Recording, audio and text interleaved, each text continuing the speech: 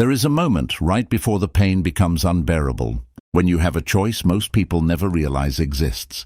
Marcus Aurelius stood in that moment almost every single day of his life. He buried children. He watched plague kill a third of his empire. He was betrayed by men he trusted with his own life. And yet, in the private notebook he never intended anyone to read, he wrote something so strange, so counterintuitive, that it can change the way you survive your own pain forever. He wrote that the thing hurting you is never the event itself. It is always something else, something closer, something you have complete power over. Stay with me for the next 30 minutes, because by the end of this video, you will understand exactly how to use that power and why caring less is not weakness. It might be the strongest thing you ever learned to do. Welcome back to Wisdom of the Stoics, the place where ancient philosophy meets modern pain, and where the words of dead emperors and enslaved philosophers still have the power to save a life today. If you're new here, we turn to men like Marcus Aurelius, Seneca, and Epictetus, not because their world was easier than yours, but because it was harder, and they still found a way to endure it with dignity. If that sounds like something you need right now, stay until the end, because this one might hit closer to home than you expect. Somewhere right now, you are carrying something. Maybe it's a wound from years ago that never fully closed. Maybe it's something that happened this morning. A text message you read 3 times, a look on someone's face, a decision you can't undo. Maybe it's bigger than that, a diagnosis, a funeral, a marriage that quietly ended long before anyone said the word divorce. Whatever it is, you have probably already tried the advice everyone gives. Stay positive. Everything happens for a reason. Time heals all wounds. And maybe none of it worked. Because deep down you know those phrases were built for greeting cards, not for the 2 a.m. moments, when you're staring at the ceiling and the pain feels like it's never going to loosen its grip. This video is not going to give you another greeting card. It's going to give you something almost 2,000 years old, forged by a man who had more reason to break than almost anyone in history, and who instead became one of the most respected rulers who ever lived, precisely because he learned how to care less about the things that were destroying him. Not because he stopped feeling, because he stopped feeding the wrong fire. By the end of this, you'll understand the actual mechanics of how pain works, why your mind keeps making it worse than it needs to be, and the specific Stoic tools Marcus Aurelius used, in the exact language he used them, to keep functioning, keep ruling, keep living, while carrying grief that would have flattened most men. Let's start where he started, in a moment of total devastation. Most people who quote Marcus Aurelius picture a marble statue, a stoic face, an iron will, a man untouched by human weakness. That image is a lie, and it's an important one to destroy right at the beginning of this video, because the real man is so much more useful to you than the myth. Marcus Aurelius and his wife, Faustina, had somewhere between 13 and 14 children over the course of their marriage. Think about that number for a moment. Now understand this. Only a small handful of those children survived into adulthood. The rest died. Infancy, childhood, adolescence. Marcus Aurelius buried child after child after child, year after year, while simultaneously running the largest empire on earth. He did this while commanding armies on the frozen edges of the Danube. He did this while a plague, possibly smallpox, possibly measles, historians still debate it, tore through the Roman Empire and killed an estimated 5 million people, including, some believe, members of his own household. He did this while trusted generals betrayed him and tried to seize his throne. He did this while his own body, according to his letters, was frequently sick, in pain, and exhausted. And in the middle of all of that, at night, alone, he picked up a pen, not to write a philosophy book for the public, not to leave behind a legacy. He wrote notes to himself, reminders, arguments he was having with his own mind, trying to talk himself back from the edge of despair, one sentence at a time. We call that collection of private notes meditations today. But he never gave it that name. He never intended for a single other human being to read it. It was survival scaffolding, written by a man who was hurting and needed to find a way to keep standing. That's who is about to teach you how to care less about your pain. Not a man who never suffered, the most tested man in the Roman world. So here is the first question worth sitting with. If a man who buried his own children could learn to reduce his suffering without becoming cold or cruel, what exactly did he understand that most of us have never been taught? The answer starts with a single radical idea that Stoicism is built on top of. And once you understand it, you will never experience pain the same way again.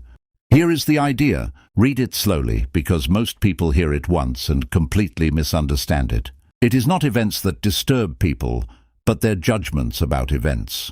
That line doesn't belong to Marcus Aurelius originally. It comes from Epictetus, the philosopher whose teachings Marcus studied obsessively and quoted throughout his own notebook. But Marcus took that idea and lived it under conditions that would break almost anyone. Let's translate this into something real. Imagine two men. Both lose their jobs on the same day, in the same company, for the same reason. One man spirals into months of anxiety, shame, and hopelessness. The other man is disappointed for an afternoon, then starts making calls the next morning. Same event. Two completely different outcomes. What was different? Not the job loss. The judgment about the job loss. One man's inner voice said, "This means I'm a failure. This means my family will suffer. This means I've lost control of my life." The other man's inner voice said, "This is inconvenient. I need a new plan." Marcus Aurelius wrote something that captures this with brutal clarity. He said that if you are distressed by anything external, the pain is not due to the thing itself, but to your estimate of it. And this you have the power to revoke at any moment. Read that last part again. You have the power to revoke it at any moment. This is not the same as saying don't feel sad or just be happy. That's not what Stoicism teaches. And if anyone has ever told you that Stoics don't feel emotion, they've never actually read the Stoics. Marcus Aurelius felt grief. He felt anger. He felt exhaustion so deep he wrote about wanting to simply lie down and stop. What he was fighting for wasn't the elimination of feeling. It was the elimination of unnecessary suffering that gets piled on top of feeling. Here's the distinction that will change how you experience the rest of your life once you actually absorb it. Pain is often unavoidable. Suffering is frequently optional. Your child gets sick. That is pain, and it is real. And no philosophy on earth should ask you to pretend otherwise. But the 3 additional hours you spend at 1 a.m. imagining every possible worst-case outcome, replaying every parenting mistake you think you've made, and mentally rehearsing a funeral that may never happen, that is, suffering, you are manufacturing. On top of the pain, the event is happening once. Your mind is making it happen 100 times.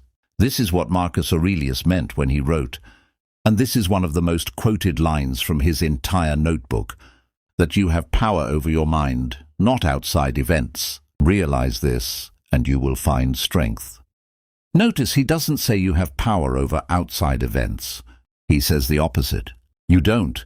The event already happened, or it's happening, or it will happen regardless of your feelings about it. What you have full, complete, uncontested power over is the mind that interprets it. Now, I want you to think about something specific from your own life. Not in a vague way. I want you to actually picture it. The thing that's been hurting you lately. Got it in your mind? Now ask yourself this question, exactly the way a Stoic would ask it.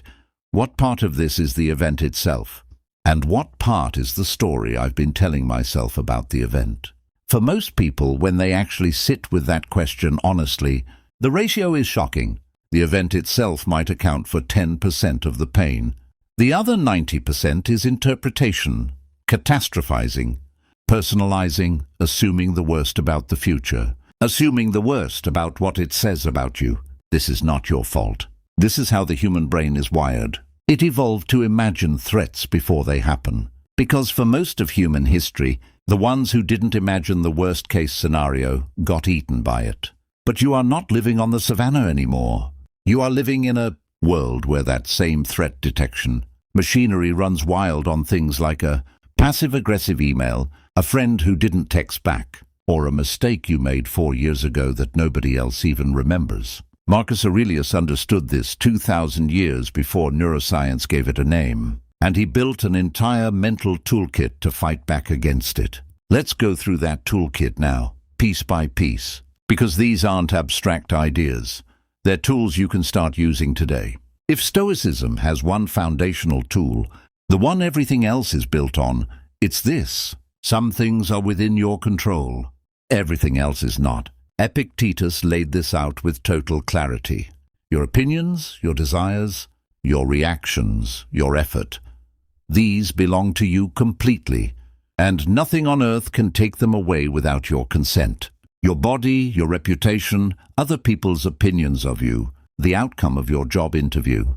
Whether your flight gets delayed, whether the person you love loves you back, these do not belong to you. They belong to fate, to chance, to other people's free will. Now here's where most people go wrong and where the real suffering begins. We spend the overwhelming majority of our mental and emotional energy fighting for control over the second category, the things that were never ours to control in the first place. Think about how much of your pain over the last year came from trying to control something you never actually had power over. Someone else's feelings toward you, what people think of you online, whether your business succeeds in a market you don't control, whether your parents approve of your choices, whether the past could have gone differently. Marcus Aurelius, ruling an empire, had less control over his life than almost any of us watching this video. He couldn't stop a plague. He couldn't stop hostile tribes from crossing the Danube. He couldn't stop his own body from failing him. He couldn't bring back a single one of the children he lost.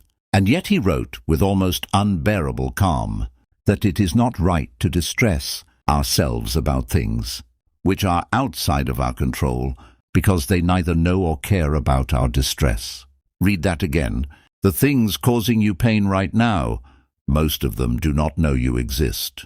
Your suffering does not reach them. It does not change them. It does not punish them. It only burns inside you, like a fire you keep feeding, hoping it will somehow warm the person who hurt you instead of yourself. This is why caring less isn't cold. It's precision. It's taking the enormous, finite amount of energy you have and refusing to spend it on things that cannot be changed by spending it. Let's make this practical, because I don't want this to be another video full of nice ideas that evaporate. The moment you close the app, take the thing that's hurting you right now, the one you pictured earlier. I want you to mentally draw a circle. Inside that circle goes everything you actually have control over regarding this situation. Your response, your next action, your effort going forward, your tone, your boundaries. Outside that circle goes everything else. Their opinion of you, what already happened, what they choose to do next, what other people think when they hear about it. The outcome ultimately, which is never fully guaranteed no matter how hard you try. Most people spend 90% of their energy outside that circle, and it's precisely why they end each day more exhausted than the effort they actually put in should account for. You are not tired from working hard. You are tired from fighting battles that were never yours to fight. Marcus Aurelius put a version of this discipline into practice every single morning. Before he even got out of bed, he would remind himself what kind of day was coming and what kind of people he was about to encounter. People who would be ungrateful, arrogant, deceitful, jealous, and surly. And instead of letting that thought create dread, he used it to prepare his mind in advance, so that when those people showed up exactly as expected, he wasn't surprised, wasn't destabilized, and didn't waste a single ounce of energy being shocked that humans behaved like humans. This is a technique you can steal directly. Before a hard conversation, before a stressful day, before you open your phone and see whatever's waiting for you, spend 30 seconds mentally rehearsing the friction you're likely to encounter, not with anxiety, with acceptance. Someone today may be unkind. Someone today may disappoint me. This is not a personal attack on my existence. This is simply what it is to live among other flawed humans, exactly as flawed as I am. When you do this, something remarkable happens. The sting disappears before it even lands, because you've already decided, in advance, not to hand over your peace to something so predictable. I want to tell you about a specific night. We don't know the exact date, but historians studying the tone, shifts in meditations believe there are passages written in the raw aftermath of losing a child, one of the many times it happened to him. There's a passage where Marcus writes about loss in a way that feels almost shockingly detached if you don't understand what he's actually doing. He describes how a pot breaks and reminds himself that everything that exists is already, in some sense on loan, destined to break, dissolve or end, and that nothing that happens to anything is unexpected, because it is simply what that kind of thing does. At first glance that can sound cold, a father comparing his dead child to a broken pot, but that is a complete misreading of what he's doing. He is not minimizing the value of the life that was lost. He is doing something much more radical. He is trying to strip away the additional layer of suffering that comes from feeling betrayed by the universe, feeling like death happening to someone you love is some kind of cosmic injustice specifically targeting you. Here's the deeper teaching underneath it. Marcus reminded himself constantly that he was mortal, that everyone he loved was mortal, and that mortality was not a flaw in the design of life. It was the entire design of life. Nothing that is born was ever promised forever. Not by nature, not by fate, not by any god. This sounds bleak until you flip it around, and this is the part that actually matters for you today. If you truly accept deep in your bones that nothing was ever guaranteed to last, not your health, not your youth, not your relationships, not even your own life, something strange happens to your relationship with pain. You stop asking, "Why did this happen to me?" A question that has no satisfying answer and only generates more suffering. And you start asking, "How do I honor the time I did have? And how do I move forward with what remains?" Marcus Aurelius used this exact frame to keep functioning as emperor while grieving. He wrote to himself that he must not waste the remaining part of his life in thoughts about other people when it draws him away from tending his own mind, a reminder to return his attention, again and again, back to what was actually his to work on, rather than dwelling endlessly in a loss he could not undo. I know this might feel like it's asking something enormous of you. And it is. This is not easy philosophy. This is the hardest kind. But here's the promise underneath it, the same promise that got Marcus Aurelius through more grief than most of us will ever face. Every time you catch yourself spiraling into why did this happen? This shouldn't have happened. This isn't fair. And you gently redirect yourself to this happened. Now what is actually within my control right now? You take back a piece of power that suffering had stolen from you. This isn't about caring less because the loss doesn't matter. It's about caring less about the part of the loss you cannot change, so that you have enough strength left over to care fully about the part you still can. The people still in front of you, the day still ahead of you, the choices still available to you. Let's talk about something almost nobody explains properly, and it's the reason your suffering often feels endless even when the actual cause of it is small. Human beings do not just experience pain once. We experience it in loops. Something happens. Let's say someone insults you at work. That's the event. It lasts maybe 10 seconds. But then on your drive home you replay it. That's occurrence number 2. Then you tell your partner about it that night. And reliving the story reactivates the same emotional circuitry.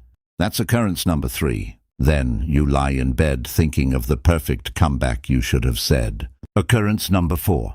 Then 3 days later, something unrelated reminds you of it, and you're right back in it. Occurrence number 5. One event. 5, 10, sometimes hundreds of emotional repetitions. Your nervous system doesn't know the difference between the actual moment and the replay. It responds to the replay almost as strongly as the original event, sometimes flooding your body with the same stress chemicals over and over, for something that in real time took 10 seconds of your entire life. Marcus Aurelius identified this exact trap almost 2,000 years before modern psychology gave it the name rumination. He wrote that it's not events that disturb us, but our persistent dwelling on them, and that most of our misery comes not from what happens, but from our own commentary running on repeat afterward. He gave himself a specific instruction to fight this, something he repeated to himself constantly throughout his notebook: confine yourself to the present. This single phrase appears in different forms throughout meditations, because he clearly needed to remind himself of it again and again, which tells you something important. Even a man of his discipline had to fight this battle daily. This wasn't a switch he flipped once. It was a muscle he trained his entire life. Here's what confine yourself to the present actually means in practice. The past version of the painful event is gone. It exists now only as a memory you are choosing to activate. The future version of your fear is not real yet. It exists only as a prediction you are choosing to rehearse.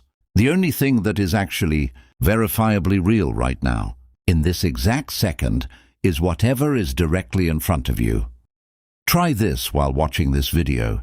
Stop thinking about whatever has been looping in your mind for a second, and just notice right now, in this exact moment, are you actually in danger? Is the painful thing actively happening to you this second? For the overwhelming majority of people watching this, the answer is no. The danger, the humiliation, the loss, it already happened, or it hasn't happened yet. This present moment, the one you're actually living in, is very often quietly, completely fine. This is not denial. This is not pretending your problems don't exist. Marcus Aurelius wasn't telling himself the empire wasn't falling apart around him. It was. He was telling himself not to fight the battle of yesterday and the battle of next year simultaneously with the battle of today, because no human mind has that kind of capacity. You have exactly enough strength for today, trying to carry yesterday's pain and tomorrow's. Fear on top of it is what breaks people, not today's actual problem. So here is a practice worth taking directly from this section. The next time you catch your mind looping on something painful for the third, fourth, fifth time, say to yourself quietly, "This already happened. I'm not there anymore. What is true right now?" And then look around. Notice something real: the chair you're sitting in, the sound in the room, the breath moving through your body. Bring yourself back into the only moment that ever actually asks anything of you. This one. There's a technique that appears throughout meditations that modern psychologists have since studied and confirmed genuinely works. It's sometimes called cognitive distancing, but Marcus Aurelius called it something more poetic. He called it viewing things from above.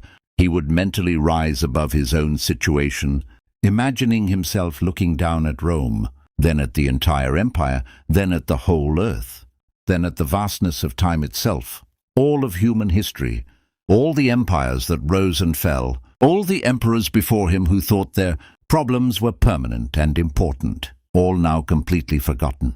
He wrote about imagining the unending stream of time and how small any individual moment of suffering looks against that backdrop. He reminded himself that people who felt certain their grief or anger or fame would matter forever were, within a few generations, utterly unknown. Their pain and their pride both equally dissolved into nothing. This can sound almost nihilistic at first. What's the point of anything if it's all forgotten eventually? But that's not the lesson Marcus was drawing from it. The lesson was liberation, not despair. If your current humiliation, your current heartbreak, your current professional setback will not be remembered in 100 years, will likely not even be remembered by the people currently involved in 10 years, then the enormous weight you're giving it right now is, quite literally, borrowed weight. You are choosing today to suffer at a level of intensity that not even you will maintain a decade from now. Try this practice right now. Take whatever is hurting you and zoom out, not in a way that dismisses it, but in a way that gives you perspective. Will this matter in 5 years? Will it matter in 50? Will you, on your deathbed decades from now, wish you had spent more precious hours of your one life marinating in this particular pain? For almost everything that causes us daily suffering, the honest answer is no. and for the rare things that genuinely will matter for the rest of your life. The loss of someone, irreplaceable, a moment of real injustice, a defining trauma. Even those become more survivable when you stop adding the extra suffering of feeling like you're the only person in history who has ever had to carry something this heavy. You are not the first. Marcus Aurelius wasn't either. And the people who came before you, carrying grief just as heavy, found a way to keep walking. So can you.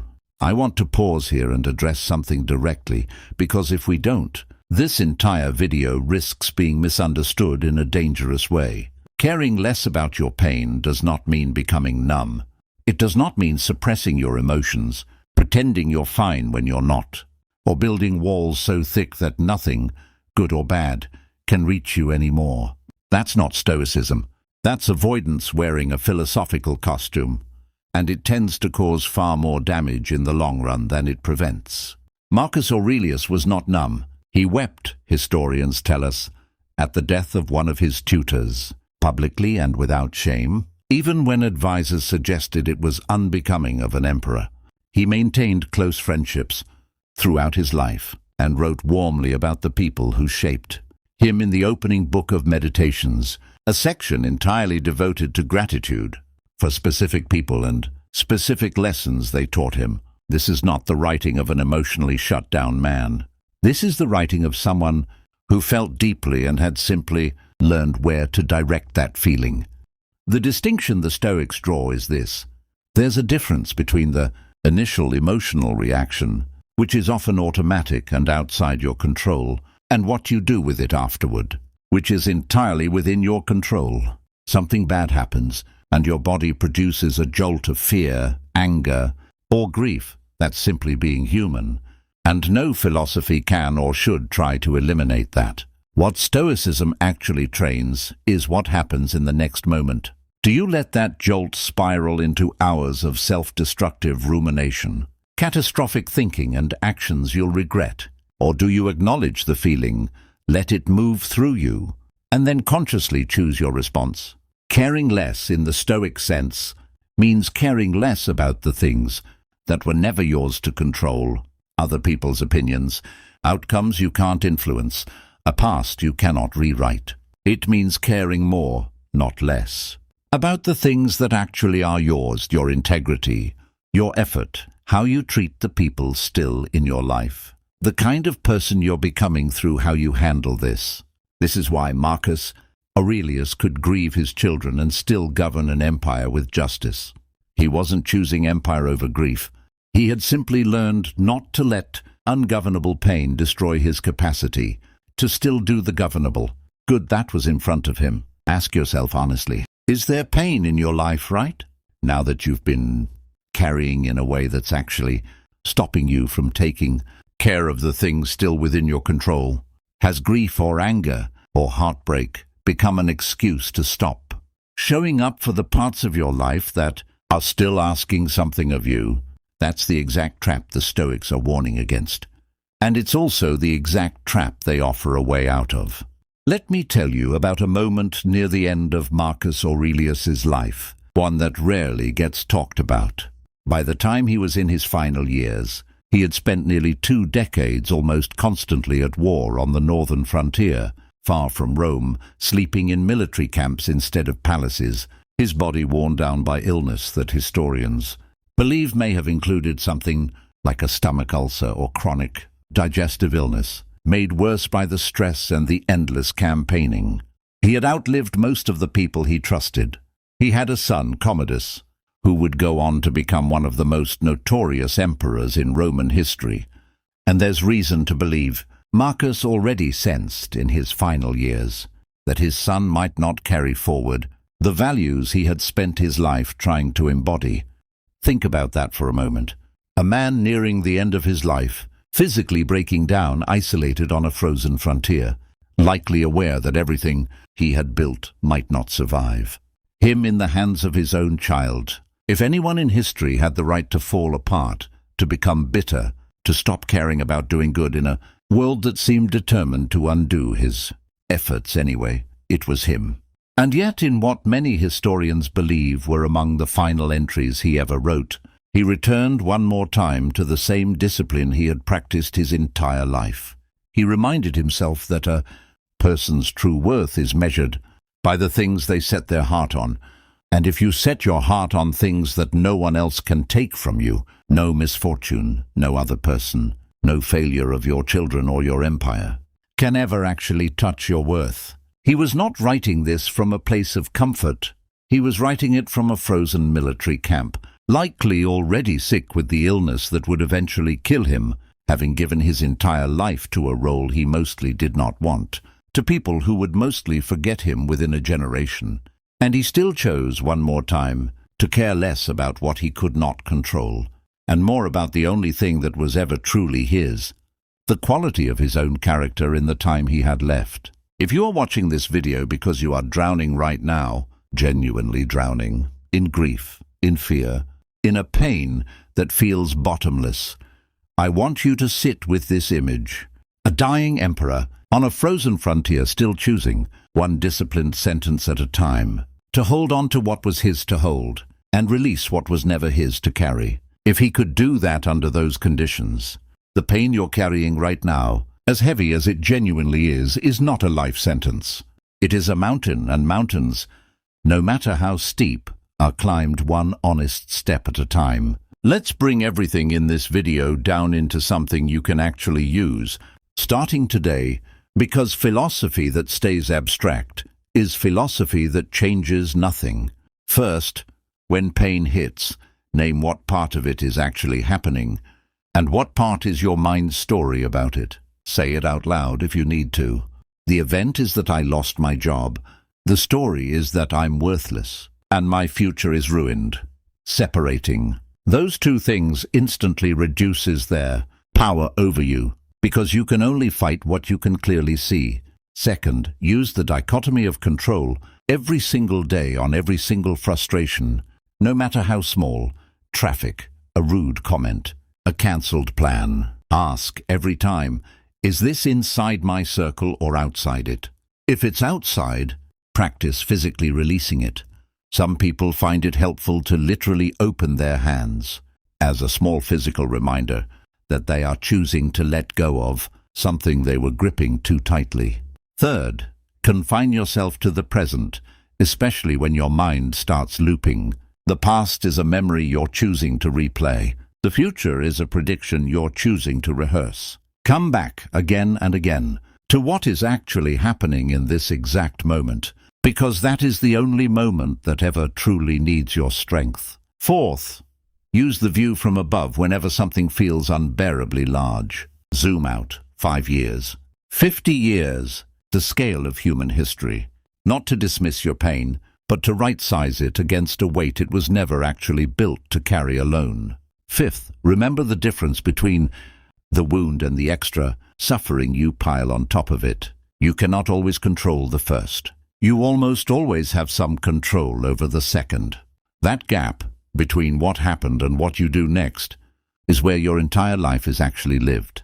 And finally, do this daily the way Marcus Aurelius did, not as a one-time fix, but as a practice, a discipline, something you return to every single morning and every single night, the way he returned to his notebook again and again for nearly 2 decades, not because he had mastered it once and for all, but because caring less about the wrong things and caring more about the right ones is not a lesson you learn. It's a muscle you train for as long as you're alive to train it. Here is what I want you to leave this video holding on to. The world will keep giving you reasons to suffer.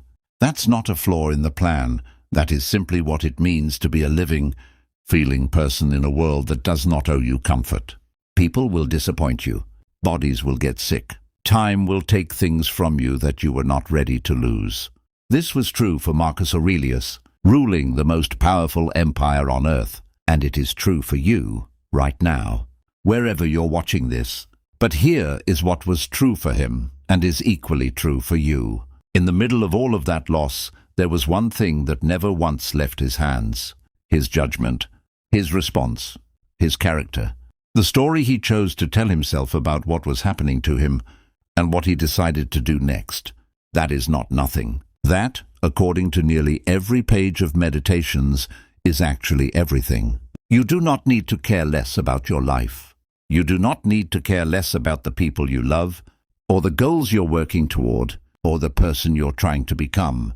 You need to care less only about the parts that were never yours to hold in the first place, so that you finally have enough strength left over to fully, wholeheartedly, without exhaustion, care for the parts that are. If this video gave you even a small piece of that strength today, that's genuinely why this channel exists. If you want more of this, real philosophy tested by real suffering, translated into something you can actually use in your own life, make sure you're subscribed, because we bring you a new one just like this every week. And before you go, I want to hear from you. Not a generic comment. I actually want to know, what is the one thing you're learning to care less about, starting today? Write it in the comments. Someone else scrolling through on their own hard day might need to read exactly those words from you. If this helped you carry something a little lighter today, do one thing before you leave. Hit like and share it with the one person you know is carrying something heavy right now. It might be exactly what reaches them at exactly the right moment. Until next time, this has been Wisdom of the Stoics. Take care of your mind. It's the one thing that was always and will always be entirely yours.